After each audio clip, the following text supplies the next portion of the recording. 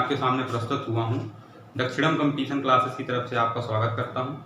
मैं हिंदी के अध्यापन के लिए आपके सामने प्रस्तुत हुआ हूँ और हिंदी साहित्य का प्रत्येक पेपर में होने वाली प्रत्येक प्रतियोगी परीक्षा में कहीं ना कहीं 2 से 3 क्वेश्चनों का योगदान रहता है। तो हिंदी साहित्य से हम अपनी यात्रा को प्रारंभ करते हैं।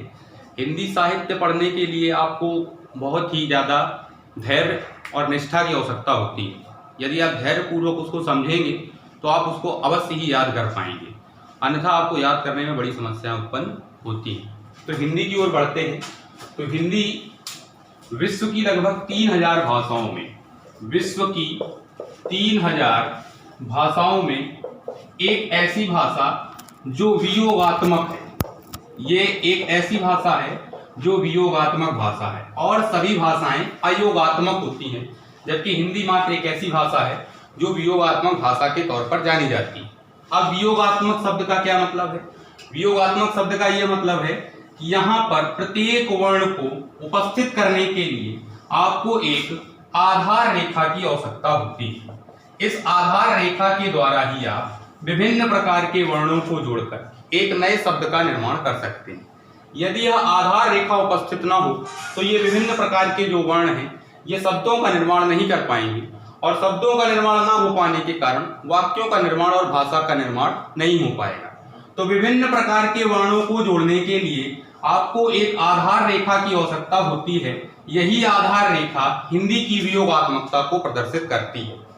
अब दूसरा शब्द यदि बताया जाए तो हिंदी वियोगात्मक तथा विश्लिष्ट भाषा है। कैसी भाषा है? वियोगात्मक तथा विश्लिष्ट। अब विश्लिष्ट शब्द का क्या मतलब है? विश्लिष्ट का तात्पर्य होता है कि यहाँ पर प्रत्येक वर्ण अपने आप में एक उचित अर्थ प्रकट करता है। इसका कोई भी वर्ण अपना अर्थ प्रकट किए बिना उस शब्द की संतुष्टि को प्राप्त नहीं होता। अर्थात यहाँ पर कुछ भी साइलेंट जैसा होता ही नहीं है। आप कोई भी शब्द लिखेंगे उसमें कुछ ना कुछ आपको अर्थ स्पष्ट हो जाएगा प्रत्येक वर्ण के द्वारा। यहाँ पर कुछ भी साइलेंट अवस्थाएं नहीं होती। विभिन्न भाषाएं जो विश्व में है लगभग 3000, उन भाषाओं में से एकमात्र ऐसी भाषा जिसको वियोगात्मक तथा विश्लिष्ट भाषा का दर्जा मिला हुआ है वह भाषा है हिंदी। आपको यदि ऑप्शन में मिलता है कि हिंदी कैसी भाषा है और वहां पर लिखा होगा हिंदी एक शुद्ध भाषा है, हिंदी एक परिमार्जित भाषा है, हिंदी एक वियोगात्मक या विश्लिष्ट भाषा है, जैसे मान लीजिए 4 ऑप्शन आते हैं और वहां पर लिखा हो कि हिंदी एक शुद्ध भाषा है, हिंदी एक परिमार्जित भाषा है या हिंदी एक वियोगात्मक या विश्लिष्ट भाषा है, तो आपको ये विशेष तौर पर ध्यान देना है कि हिंदी एक वियोगात्मक भाषा है, क्योंकि कोई भी विश्व की ऐसी भाषा नहीं जो शुद्ध ना हो और जो परिमार्जित ना हो। यदि वह शुद्ध और परिमार्जित नहीं है तो वह भाषा ही नहीं कहलाएगी। शुद्ध और परिमार्जित तो सभी भाषाएं होती हैं, परंतु ये जो तीसरा फैक्ट आपके सामने लिखा हुआ है वियोगात्मक और विश्लिष्ट, वह हिंदी को ही प्रदर्शित करता है। तो विश्व की बहुत सारी भाषाओं में से एकमात्र ऐसी भाषा जिसको वियोगात्मक और विश्लिष्ट भाषा का दर्जा मिला हुआ है वह हमारी हिंदी भाषा है। इसके बाद आगे बढ़ते हैं तो हिंदी की वैभव गाथा की ओर आप आगे बढ़ेंगे और जानेंगे कि हिंदी को कहां से हमने उद्भव किया है या हिंदी का उद्भव कहां से प्रारंभ हुआ है। तो कहा जाता है कि हिंदी वैदिक काल से प्रारंभ होने वाली भाषा है। अब वैदिक काल में कौन सी भाषा बोली जाती थी इसके बारे में आप सभी जानते होंगे कि वैदिक काल में एक भाषा बोली जाती थी जिसका नाम था संस्कृत। और आजकल के दौर में यहाँ तक कि यूनाइटेड किंगडम ने भी यह मान लिया है कि संस्कृत सबसे ज्यादा परिमार्जित और शुद्ध भाषा है। वहां की असेंबली तक में संस्कृत भाषा से एक बार श्लोक का पाठन होता है। तो विश्व की सबसे ज्यादा पवित्र और स्पष्ट भाषा से हमारी भाषा का उद्भव हुआ जिसका नाम है हिंदी। तो हमारी सबसे पहली भाषा कौन सी थी? तो हमारी सबसे पहली भाषा थी संस्कृत। अब आप ये समझिए कि हमारा देश आर्यावर्त के नाम से जाना जाता था या हमारा देश आर्यों के नाम से जाना जाता था। ऐसा कहा जाता है कि आर्य खैबर दर्रे से भारत में दक्षिण एशिया से प्रवेश कर गए और वह प्रवेश करने वाले जो व्यक्ति थे या प्रवेश करने वाले जो वर वधु थे वो क्या कहलाए? आर्य कहलाए। और उनकी भाषा कौन सी थी? संस्कृत भाषा थी। अब वह धीरे धीरे धीरे धीरे प्रारूप को बदलता गया और वह धीरे धीरे हिंदी तक पहुंच गई। अब हिंदी संस्कृत से हिंदी तक पहुंचने के लिए आपको कई बार प्रारूप को बदलना पड़ा होगा। उस प्रारूप को बदलने के लिए आपको विभिन्न प्रकार के समयांतरालों को पार करना पड़ा होगा। आप जब एक भाषा से दूसरी भाषा तक पहुंचते हैं, एक लिपि से दूसरी लिपि तक पहुंचते हैं, तो आपको बहुत सारे प्रारूप उसमें तय करने पड़ते हैं। अब उन प्रारूपों को तय करने के लिए आपको पूरी गाथा को समझना हो। तो सबसे पहली भाषा थी हमारी संस्कृत। कौन सी भाषा थी? संस्कृत। आपने संस्कृति शब्द भी सुना होगा। संस्कृति शब्द भी कहीं ना कहीं हमारी इसी भाषा को टच करता हुआ जाता है। अब संस्कृत के बाद दूसरी जो भाषा है उसका नाम है पाली। संस्कृत के बाद दूसरी कौन सी भाषा है भाई? पाली भाषा का प्रयोग आपको करना पड़ा। पाली भाषा का प्रयोग किसके द्वारा सर्वप्रथम किया गया? तो पाली भाषा का प्रयोग महात्मा बुद्ध के द्वारा सर्वप्रथम किया गया, या महात्मा बुद्ध के द्वारा दिए गए उपदेशों में इस भाषा का प्रयोग हुआ। समस्या ये होती है कि भाषाएं बार बार क्यों बदलती गई? भाषाएं इसलिए बार बार बदलती गई क्योंकि लोगों को जब बोलने में समस्या होने लगती है किसी भी भाषा को, किसी भी प्रारूप को जब आपको उपयोग करने में समस्या होने लगती है तो आप उसके उपयोग को तब्दील करना शुरू कर देते हैं। तो संस्कृत से आपने दूसरी भाषा कौन सी बना ली? पाली भाषा बना ली। अब समाज का एक बहुत बड़ा वर्ण ऐसा भी था जो पाली भाषा को भी नहीं सीख पाया और वो फिर से आगे बढ़े। अब वो विभिन्न प्रकार की बोलियां बोलते थे। अब वो विभिन्न प्रकार की बोलियां सभी पाली भाषा में तो थी नहीं। पहले तो संस्कृत से कहीं ना कहीं वो बिलोंग करती थी या टच करती थी। बाद में पाली भाषा तो एक बिल्कुल विकृत रूप आ गया। इससे भी हम आगे बढ़े तो पाली के बाद हमने तीसरी भाषा बोली, उसका क्या नाम पड़ गया? प्राकृत। अब प्राकृत का मतलब होता है कि आप कुछ भी बोलें, कैसा भी बोलें, किसी भी प्रकार के वर्ण का प्रयोग करें, किसी भी प्रकार की लिपि का प्रयोग करें, आप जो कुछ भी प्रयोग कर रहे हैं वो सभी कुछ क्या है? प्राकृत है। आप लोगों ने देखा होगा, हम लोगों ने पढ़ा भी है, हम लोग प्राकृतिक चित्रण बनाते हैं। तो प्राकृतिक चित्रण में ऐसा तो नहीं होता था कि नहीं सूर्य यहीं पर होना चाहिए, चंद्रमा यहीं पर होना चाहिए, आप चाहे जैसा बनाइए। प्राकृतिक चित्रण है, आप जिस प्रकार से उसको रखना चाहें उस प्रकार से रखिए। तो उसी प्रकार से ये भाषा थी जिसका नाम पड़ गया प्राकृत। अब प्राकृत के बाद तीसरे प्रकार की भाषा बन गई हमारी प्राकृत। तो सबसे पहले कौन सी हो गई? संस्कृत। दूसरे प्रकार की कौन सी हो गई? पाली। तीसरे प्रकार की कौन सी हो गई? प्राकृत। अब जब तीन प्रकार की भाषाएं हमने प्रयोग कर ली, और एक फैक्ट याद रखिएगा कि प्राकृत भाषा का प्रयोग महावीर स्वामी के द्वारा किया गया है, या महावीर स्वामी के द्वारा उपस्थित ग्रंथों में प्राकृत भाषा का मूल रूप से प्रयोग हुआ है। अब प्राकृत भाषा के बाद तीसरी कौन सी भाषा आई? तो उसका नाम पड़ गया, चौथी भाषा का नाम पड़ गया अपभ्रंश। तो फिर से याद करा दूं मैं आपको, बार बार देखने पर आपको जल्दी इसी वीडियो के अंतर्गत याद हो जाएगा, अन्यथा आपको लिखते लिखते समय बीत जाएगा और याद नहीं होगा। जैसे पहली भाषा कौन सी थी? संस्कृत। दूसरी भाषा कौन सी थी? पाली। तीसरी भाषा कौन सी थी? प्राकृत। चौथी भाषा कौन सी आ गई? अपभ्रंश। अपभ्रंश मतलब टूटा हुआ। आपने आज तक सुना होगा कि वहां पर चट्टाने या वहां पर भूस्खलन हो गया। भूस्खलन का मतलब होता है कि धरती का टूट जाना, धरती का छिन छिन में बढ़ जाना। तो उसी प्रकार से अपभ्रंश टूटा हुआ, कगारित हुआ, द्रोणित हुआ, खराब हो गया। तो प्राकृत के बाद जो अगला खंड हमारे पास उपस्थित हुआ उसका नाम क्या पड़ा? अपभ्रंश नाम पड़ा। अब अपभ्रंश भाषा में सबसे बड़े कवि हुए हैं जिनका नाम पड़ा स्वयंभू। क्या नाम पड़ा भैया? स्वयंभू। अब स्वयंभू के बारे में दो विचार उत्पन्न होते हैं, या स्वयंभू के बारे में जब आप पढ़ना शुरू करेंगे तो आपको दो प्रकार के फैक्ट सामने आएंगे। कोई कहता है कि इनके माता पिता ने इनका नाम स्वयंभू रखा था, और कोई कहता है स्वयंभू स्वयं से उत्पन्न होने वाले। ये मात्र एक ऐसे कवि माने जाते हैं जो स्वयं उत्पन्न हुए, इनको किसी ने कुछ सिखाया नहीं। स्वयंभू को अपभ्रंश का वाल्मीकि कहा जाता है। यदि आपसे प्रश्न पूछा जाए कि अपभ्रंश भाषा का वाल्मीकि किसको कहा जाता है, तो अपभ्रंश भाषा का वाल्मीकि किसको कहा जाता है? स्वयंभू जी को कहा जाता है।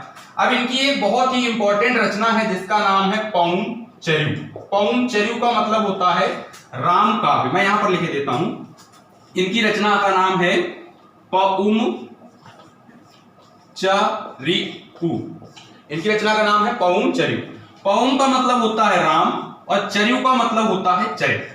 अब कहीं कहीं पर किताबों में चर्यू का मतलब काव्य भी लिखा हुआ है, यानी राम के ऊपर सबसे पहले चरित्र लिखने वाले या काव्य लिखने वाले कवि का क्या नाम था? स्वयंभू था। मैं संस्कृत की बात नहीं कर रहा हूं, संस्कृत में तो उनके बारे में लिखा ही गया था वाल्मीकि जी के द्वारा। अन्यथा आप राम के ऊपर यदि काव्य को सबसे पहले देखते हैं तो किसके द्वारा लिखा गया है? स्वयंभू जी के द्वारा लिखा गया है, और वह किस भाषा में है? अपभ्रंश भाषा में। तो सबसे पहली भाषा हमारी थी संस्कृत, दूसरी थी पाली, तीसरी थी प्राकृत, चौथी थी अपभ्रंश। अब अपभ्रंश के बाद हम आगे बढ़ते हैं। ये सब आपने नोट कर लिया होगा, मेरे साथ साथ लिखते जाइएगा तो आपको जल्दी समझ में आएगा। अपभ्रंश के बाद जो चौथी भाषा है उसका नाम है अवहट्ट। बकाया मैं आगे लिखवा भी दूंगा आपको। अगली भाषा का नाम है अवहट्ट। अवहट्ट भाषा जो है इसका समयांतराल निश्चित नहीं है, और फिर आगे साहित्य में बढ़ते जाएंगे तो इसका कुछ समयांतराल निश्चित भी कर दिया जाएगा, परंतु आपको जो आगे कालखंड मिलेंगे भाषाओं के, उसमें अवहट्ट का कोई भी स्थान उपस्थित नहीं है। अवहट्ट भाषा के बाद अवहट्ट भाषा को भैया संक्रमणकालीन भाषा का दर्जा दिया गया है। क्या कहा गया है? संक्रमणकालीन भाषा।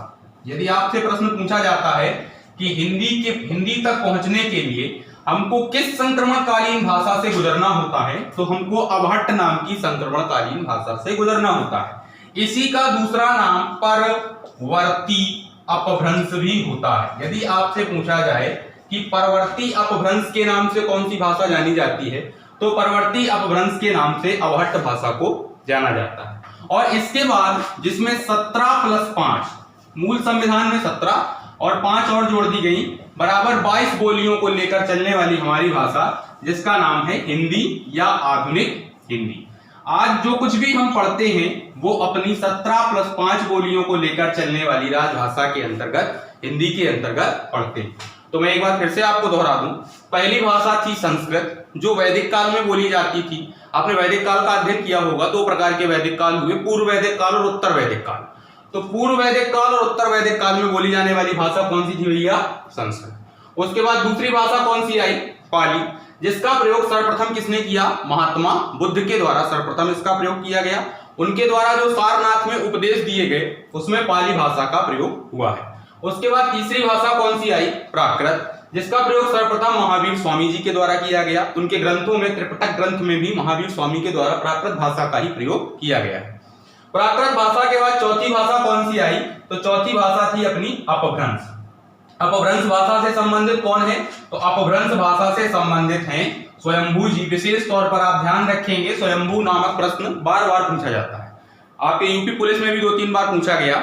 यूपी कांस्टेबल का जो पेपर होता है, यूपीएसआई में पूछा गया, बीपीएससी में पूछा गया, तो कई पेपरों में इस क्वेश्चन को पूछा गया है। तो इसको विशेष तौर पर अपने मस्तिष्क में संजो लेंगे कि अपभ्रंश भाषा का प्रयोग करने वाला व्यक्ति कौन है? स्वयंभू है। अपभ्रंश के बाद अगली भाषा कौन सी आई? अवहट्ट। अवहट्ट भाषा को क्या कहा जाता है? संक्रमणकालीन भाषा या परवर्ती अपभ्रंश का दर्जा दिया जाता है। अवहट्ट के बाद जो भाषा हम पढ़ते हैं उसका क्या नाम है? हिंदी। अब आपको यह समझ में आ गया कि 1, 2, 3, 4, 5, 6, आपको टोटल 6 प्रकार की भाषाएं याद होनी चाहिए, तब आप संस्कृत से लेकर हिंदी तक पहुंच पाएंगे। मैं एक बार फिर से रिपीट कर दूं, संस्कृत, पाली, प्राकृत, अपभ्रंश, अवहट्ट और हिंदी या आधुनिक हिंदी। अब आगे बढ़ते हैं। आगे बढ़ने के कारण हमको कालखंड पढ़ने पड़ेंगे, अर्थात हिंदी को आगे पढ़ने के लिए आपको सबसे पहले क्या पढ़ना पड़ेगा? तो आपको सबसे पहले हिंदी के कालखंड पढ़ने पड़ेंगे। उसके बाद में विभिन्न प्रकार की भाषाओं और बोलियों को आपके सामने प्रकट करने का प्रयास करूंगा। अब कालखंड पढ़ने के लिए सबसे पहले जब कालखंड बांटे गए रामचंद्र शुक्ल जी के द्वारा, आचार्य रामचंद्र शुक्ल हिंदी भाषा के सबसे बड़े कवि, हिंदी भाषा के सबसे बड़े लेखक, हिंदी भाषा के सबसे बड़े साहित्यकार या हिंदी भाषा के सबसे बड़े कालखंड विभाजक, किसको कहा जाता है? आचार्य रामचंद्र शुक्ल। माना जाए तो आचार्य रामचंद्र शुक्ल के द्वारा ही यह काम शुरू किया गया था। आधुनिकता के तौर पर, पूर्वजों के तौर पर तो बहुत सारे लोगों ने किया, परंतु आधुनिकता के तौर पर आचार्य रामचंद्र शुक्ल के अनुसार यह काम शुरू किया गया। अब पहले में कालखंड में आप जब बांटना शुरू करोगे तो आपको अपने पेज पर 2 लाइनें खींचनी पड़ेगी और उन 2 लाइनों के द्वारा हम 3 प्रकार के कालखंडों को विभाजित करेंगे। सबसे पहला कालखंड आएगा जिसका हम नाम देंगे प्राचीन भारतीय आर्य भाषा। पहला हम क्या नाम देंगे? प्राचीन भारतीय आर्य भाषा। बहुत ध्यानपूर्वक लिखिएगा और जितना लिखा जाए उतना 2 बार रिपीट कर लीजिएगा, आपको स्वयं याद हो जाएगा। पहला है प्राचीन भारतीय आर्य भाषा। अब हम ये माने कि आर्य कब आए थे, तो आर्य 1500 ईसा पूर्व आए थे और वो प्राचीन भारतीय आर्य भाषा के तौर पर कब तक रहे, तो 500 ईसा पूर्व के तौर पर रहे। ये है प्राचीन भारतीय आर्य भाषा। उसके बाद 500 ईसा पूर्व से लेकर यदि आप 1000 ईस्वी तक जाएंगे तो आपको आधुनिक भारतीय आर्य भाषा या प्राचीन भारतीय आर्य भाषा की दूसरी श्रेणी पढ़ने को मिलेगी। तो 1500 ईसा पूर्व से लेकर 500 ईसा पूर्व तक चलने वाली मूल भाषा कौन सी थी? तो उसका नाम था संस्कृत। अब संस्कृत के भी दो पार्ट हो गए, क्योंकि आपने यहां पर देखा मैंने इसके दो पार्टीशन कर दिए। पहले को 1000 साल में बांट दिया, दूसरे को 1500 साल में बांट दिया। अब संस्कृत के दो पार्टीशन कौन कौन से हो जाएंगे? पहली वैदिक हो जाएगी, दूसरी लौकिक हो जाएगी। अब वैदिक और लौकिक में क्या अंतर है? वैदिक का मतलब वेद से है और लौकिक का मतलब लोक से है। वेद का मतलब जो वेदों में लिखी गई वह वैदिक संस्कृत हो गई, और जो लोक समाज की भाषा थी, जो आम जनमानस की भाषा थी, वह लौकिक संस्कृत हो गई। आज मान लीजिए हिंदी हम भी बोलते हैं, हिंदी आप भी बोलते हैं, और हिंदी एक अनपढ़ व्यक्ति भी बोलता है, क्योंकि वह हमारी राजभाषा है। 343 से लेकर 351 तक हिंदी लिखी जाए, हिंदी को राजभाषा का दर्जा हमारे संविधान में दिया गया है। तो हिंदी तो दोनों लोग बोलते हैं, परंतु हिंदी दोनों के बोलने के बाद भी अलग अलग है। हम परिमार्जित और शुद्ध हिंदी बोलते हैं, जबकि वह परिमार्जित और शुद्ध हिंदी नहीं बोलते। तो दोनों को इसी प्रकार से डिवाइड किया जाए, वैदिक और लौकिक में। तो इसके बाद का पार्टीशन आपको मैं आगे वाले खंड में या आगे वाले वीडियो में उपस्थित कराऊंगा। नमस्कार, आपका दक्षिणम कंपटीशन क्लासेस में बहुत बहुत स्वागत है।